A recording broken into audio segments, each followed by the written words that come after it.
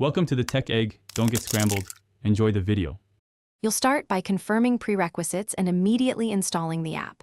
Make sure your iPhone runs a recent iOS and has enough storage. This avoids update errors. Next, pick a reputable VPN provider by checking server locations and privacy promises, then install its app from the App Store.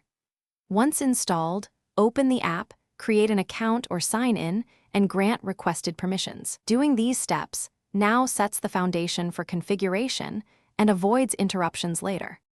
You'll now configure the detailed connection settings so the VPN works reliably. Open the app and choose a server, either a nearby server for speed or a specific country to access content. Next, enable safety features like the kill switch and choose a protocol such as WireGuard or IKEv2 for a balance of speed and security. If the app offers split tunneling, decide which apps bypass the VPN. Once done, approve the VPN configuration in iPhone settings so the profile installs, and you'll finish by connecting and verifying the VPN connection.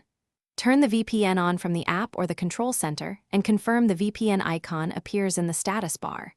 Test your setup by checking your IP address or loading content that depends on the chosen country.